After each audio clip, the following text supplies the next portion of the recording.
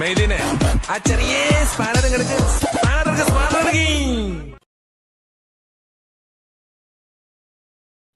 Sir, ഒരു അധികാരത്തിൽ ഇരുന്നത് 120 മാസമാണ്, 10 വർഷം. അതിൽ ഞാൻ ഇന്ന് ഖേദിക്കുന്നു. അതൊന്നും ഇല്ലെങ്കിലും ദാരിദ്ര്യത്തിന് കുറവൊന്നുമില്ലല്ലോ. സാറെ, പ്രകടന പത്രികയിലുള്ള കാര്യം തുടങ്ങുമ്പോഴാണോ അവതരിപ്പിക്കുന്നത്, പോകുന്ന പോക്കിനാണോ അവതരിപ്പിക്കുന്നത്? സാറേ, ആ സമയത്ത് മാസത്തിലങ്ങ് ആയിപ്പോയാണ് സാറേ. അങ്ങനെയൊക്കെ നിങ്ങൾ 2500 രൂപയുടെ സാമൂഹ്യ സുരക്ഷാ പെൻഷൻ കൊടുക്കുന്നു, അത് പറഞ്ഞിട്ടാണ് ഒത്തുചേടി അധികാരത്തിൽ വന്നത്. അതുകൊണ്ട് ഇപ്പൊ എന്താ?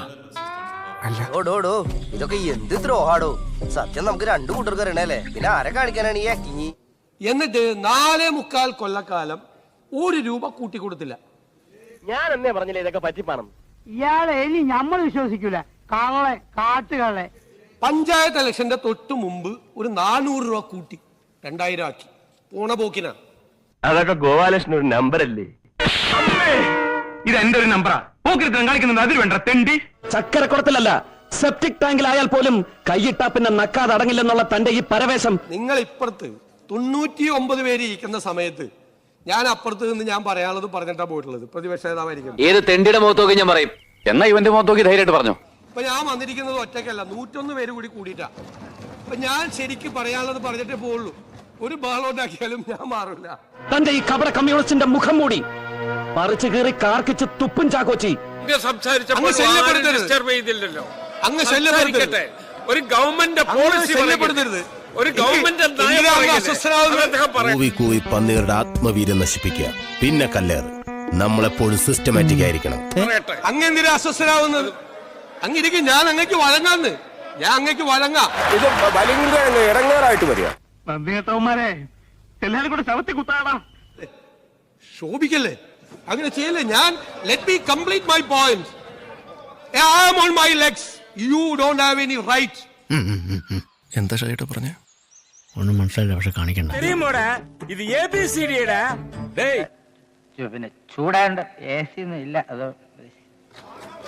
no to interrupt. No. എഴുത്തും വായന അറിയാൻ പാടില്ലാത്തവരെ കളിയാക്കുന്നോടാ.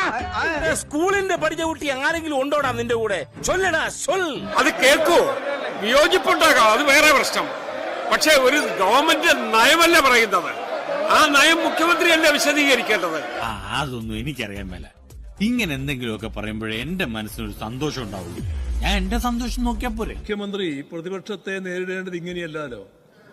യു ഹാവ്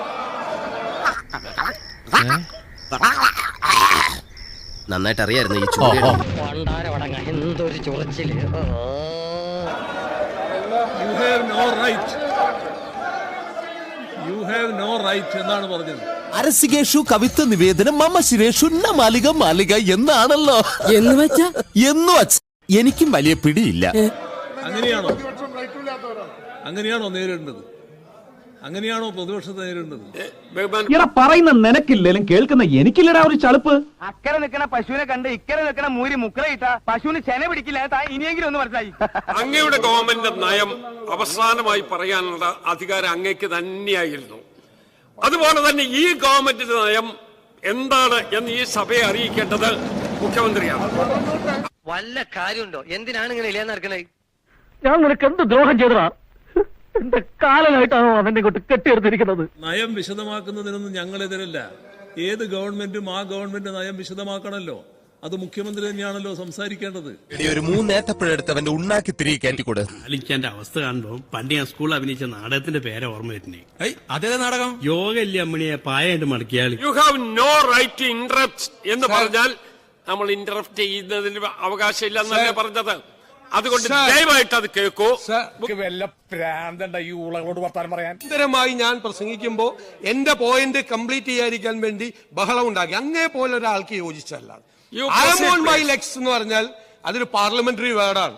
ആൾക്ക് തീരെ വിദ്യാഭ്യാസം വിവരമൊന്നും ഇല്ലേ? വിഡ്ഢിത്തിരെ പറയുള്ളൂ, തെണ്ടി.